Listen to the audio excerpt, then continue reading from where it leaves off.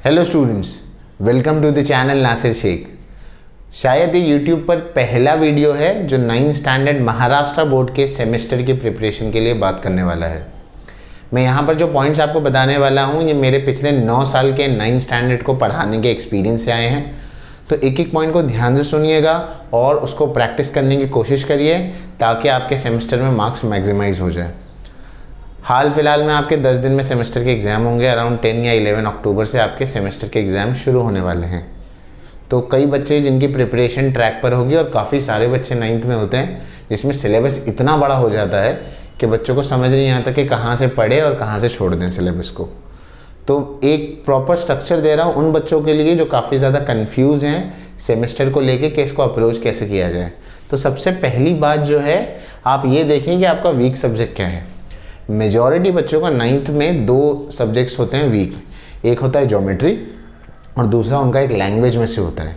Language depend करता है area wise. जैसे हमारे यहाँ अक्सर बच्चों का मराठी वीक है, तो बाहर के एरियाज़ में कुछ बच्चों का हिंदी वीक होता है, तो किसी का इंग्लिश वीक होता है। तो सबसे पहले आप वो सब्जेक्ट्स आपके उठाएं जो सबसे ज़्यादा आपके वीक हैं। मतलब इतने वीक हैं कि आपको लगता है कि आप उसमें फ़ेल हो जाएंगे अगर आप पढ़ेंगे नहीं तो सबसे पहले उन सब्जेक्ट्स को पढ़ना शुरू कीजिए। अब सवाल ये आता है कि सर वीक है, बोर लगता है, तो पढ़ेंगे कैसे, और अगर पढ़ेंगे तो क्या पढ़ना चाहिए। तो अगर आप सेमेस्टर के पैटर्न को एनालाइज करेंगे तो टोटल आपको जो सेमेस्टर का पेपर है वो होता तो ये 100 का है। 100 में से 20 मार्क्स आपके ओरल्स के लिए होते हैं और 80 मार्क्स आपके रिटन के लिए होते हैं, बराबर है। ओरल्स आपको स्कूल से मिलेंगे और स्कूल में अलग अलग क्राइटेरिया रहते हैं। बुक कंप्लीशन पर रहता है, कोई पोएम सुनाना रहता है, ये सारी चीज़ें। आप ये कोशिश करें कि यहाँ से पूरे 20 मार्क्स ले लें, ठीक है। एग्जाम्पल के तौर पर लेता हूँ कि मेरा इंग्लिश सब्जेक्ट जो है वीक है, तो मैंने यहाँ से स्कूल से कोशिश करी कि मुझे पूरे क्या मिल जाए, 20 और 20 मिल जाए। 100 में से आपका पासिंग कितना है? 100 में से पासिंग आपका 35 होता है। अगर सपोज करो आपको यहाँ पर 15 मिल जाता है, 15 मिल गया यहाँ पर, आप 35 में से 15 को निकाल दो, तो यहाँ से सिर्फ आपको 20 मार्क्स स्कोर करने हैं एक्चुअली, है ना। तो आप पास हो जाएंगे। अगर आप देखेंगे तो 80 में से 20 मार्क्स निकालना कोई बड़ी बात नहीं है। और अगर मैं 35 बोल रहा हूँ तो एग्जैक्टली 35 पकड़ के नहीं चलिए, उसको 45 पकड़ के चलिए, 45 या 50 के रेंज में। मतलब आपको इतना पढ़ के आना है कि रिटर्न में आप 80 में से आपको लगे कि आप 40 या 50 के दरमियाने मार्क्स ला सकते हैं, तो आप पास हो जाएंगे यहाँ पर। तो अगर मैं इंग्लिश की बात करूँ, सपोज करो मेरा ग्रामर बहुत वीक है, तो मैं क्या कर सकता हूँ, मैं पैसेज पर ध्यान दे सकता हूँ, मैं राइटिंग स्किल पर ध्यान दे सकता हूँ, और यही चीज़ों को लेकर मैं यहाँ पे बैर मिनिमम 20 से 30 मार्क्स आराम से निकाल सकता हूँ। तो इससे क्या हो जाएगा, मैं पास हो जाऊँगा। इतनी बात क्लियर है? अच्छा, अब ये होने के बाद तो अपना आपने वीक सब्जेक्ट देख लिया। वीक सब्जेक्ट के बाद एग्जाम्पल, अच्छा ज्योमेट्री पर भी आता हूँ। अक्सर बच्चों को ज्योमेट्री में बहुत ज़्यादा प्रॉब्लम है कि ज्योमेट्री में हम क्या करें। अगर आपका ज्योमेट्री इतना वीक है कि आपको लगता है कि आप उसमें फ़ेल हो जाएंगे, अगर आप नहीं लिखेंगे तो आपको लग रहा है कि आप उसमें फ़ेल हो जाएंगे, तो आप ज्योमेट्री के लिए करें क्या।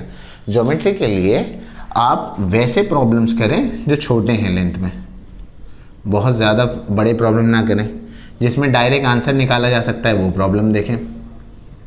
प्रूफ वाले सम्स को अवॉइड करें।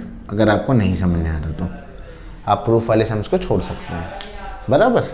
तो ये एक बात हो गई। यहाँ पर ज्योमेट्री के अंदर थ्योरम्स आते हैं। थ्योरम्स ऐसी चीज़ है जो अगर एक्चुअली ऐसा है कि सपोज करो थ्योरम बोल दिया गया कि 3 मार्क्स के लिए आपको थ्योरम आएगा, ठीक है। तो अगर आपको 3 मार्क्स के लिए थ्योरम आएगा तो थ्योरम 1 या 2 स्कूल में बताए जाएंगे और उसी में से वो थ्योरम आएगा। तो आपकी कोशिश क्या होनी चाहिए, आपकी कोशिश ये होनी चाहिए कि वो 3 मार्क्स का थ्योरम आप क्या करें, पूरा याद करके चले आए, क्योंकि थ्योरम जो होता है वो डिट्टो लिखना होता है। तो ज्योमेट्री के लिए हमने क्या देखा, ज्योमेट्री के लिए देखा कि आप क्या करेंगे, शॉर्ट जो क्वेश्चंस है जो थोड़े थोड़े स्टेप्स में जिसके आंसर्स आ सकते हैं वो कर लें। डायरेक्ट प्रूफ, डायरेक्ट जो सम्स है वो कर लें। एकदम बड़े प्रूफ वाले सम्स है उसको छोड़ दें। एकदम आसान से जो चैप्टर आपके हैं, चैप्टर 1, 2 अक्सर बच्चों को आते ही हैं। ट्राइंगल्स पर अगर डामाडोल होने लगता है, स्टार्टिंग एक्सरसाइजेस आप कर सकते हैं। अगर आपको ट्रिग्नोमेट्री आ रहा है तो उसको कतई ना छोड़ें। कोऑर्डिनेट ज्योमेट्री की बात आ रहा है तो उसको भी बिल्कुल ना छोड़ें। कंस्ट्रक्शन आ रहा है, बिल्कुल ना छोड़ें। ये बहुत आसान चैप्टर्स हैं।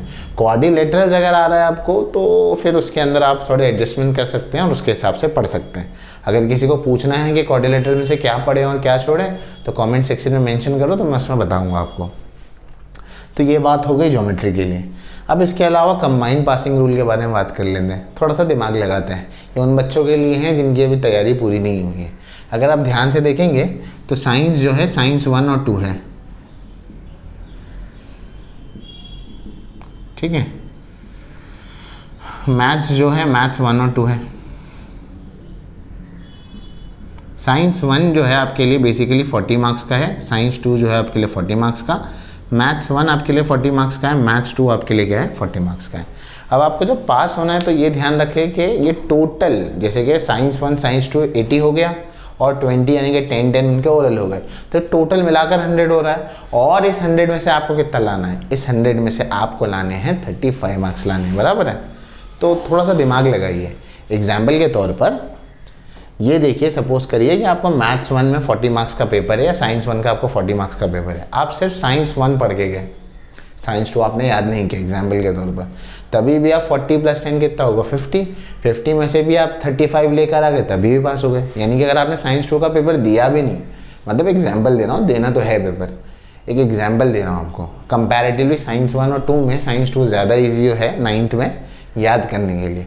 तो अगर किसी को साइंस 1 समझ नहीं आ रहा है, कॉन्सेप्ट समझ नहीं आ रहा, न्यूमेरिकल्स बहुत डिफिकल्ट जा रहा है, तो आप साइंस 2 की तरफ आ जाएं और साइंस 2 याद कर ले। वैसे मैथ्स 1 मैथ्स 2 में यूजुअली मैथ्स 1 आसान है, तो अलजेब्रा बहुत अच्छे से करके जाएँ, क्योंकि कंबाइंड मिलाकर अगर आप अलजेब्रा भी अच्छे से करके आएंगे तब भी आप क्या हो जाएंगे, इंशाल्लाह पास हो जाएंगे, अगर आप सिर्फ अलजेब्रा पे फोकस करके जाते हैं।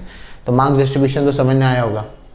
ओरल एग्ज़ाम की बात कर लूँ अब, इसको लाइटली मत लेना ओरल एग्ज़ाम्स को। स्कूल में ओरल एग्ज़ाम्स है, बुक सबमिशन होगी, पोएम्स, टेबल्स वगैरह जो भी स्कूल टीचर जो डिसाइड करते हैं उसके ऊपर आपके ओरल एग्ज़ाम होते हैं, आपके बिहेवियर पे आपको मार्क्स मिलते हैं। इसको मैक्सिमाइज़ करो, क्योंकि यहाँ पर आपको जो मार्क्स मिल गए फिर वो रिटर्न में ऐड होकर आपको कंपेरेटिव टोटल मिलाकर पास होना है।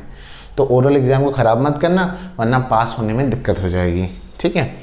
इसके अलावा मिनिमम सिलेबस क्या है उसकी बात करता हूँ। मिनिमम सिलेबस यानी कि हर सब्जेक्ट का बेयर मिनिमम उतना सिलेबस पढ़ के रख लो जितना पास होने के लिए सफिशेंट है। अब कितना पास होने के लिए सफिशेंट है, आपको सेमेस्टर ऐसा आएगा कि पहले यूनिट का सिलेबस आएगा और दूसरा उसके आगे का मिलाकर पूरा सेमेस्टर होगा। तो सेमेस्टर में यूजुअली पूरा पीछे वाला कम आता है और आगे वाला ज़्यादा आता है। तो पीछे वाला वैसे भी ऑलरेडी प्रिपेयर होता है हमारा, तो आगे वाले में से उतना पढ़ लो, बेयर मिनिमम उतना पढ़ लो जितना आपको लगे। जैसे फॉर एग्जांपल 4 चैप्टर है तो बेयर मिनिमम आपके 2 चैप्टर तो वहाँ से होने चाहिए। तो हर सब्जेक्ट का बेयर मिनिमम सिलेबस कवर करके रखना है, ठीक। लास्ट है स्कूल पैटर्न। स्कूल पैटर्न मतलब अपने स्कूल में हर पेपर का एक पेपर पैटर्न होगा। जैसे मराठी में क्या क्या क्वेश्चन कितने मार्क्स के आएंगे, ग्रामर के टॉपिक्स कितने आएंगे, साइंस में न्यूमेरिकल्स कितने मार्क्स के आएंगे, डायग्राम्स कितने मार्क्स आएंगे, मैथ्स में बड़े क्वेश्चन 4 मार्क वाले कौन से क्वेश्चन हैं, 3 मार्क वाले कितने क्वेश्चन होंगे। हर स्कूल का एक अपना पेपर पैटर्न होता है। वो स्कूल से आपको वो पेपर पैटर्न लेना ज़रूरी है। क्यों ज़रूरी है? वो लेंगे तो आप उसके अकॉर्डिंगली प्लान कर सकते हैं कि आपको किस तरह से पढ़ना है। फॉर एग्जांपल बड़े क्वेश्चन आने वाले 5 मार्क के, एक ही आने वाला है। मैथ्स मेरा वीक है, मैं 5 मार्क के क्वेश्चन पे अभी फोकस नहीं करूंगा या 5 मार्क के क्वेश्चन को बिल्कुल छोड़ दूंगा और सारे छोटे क्वेश्चंस करके आऊँगा।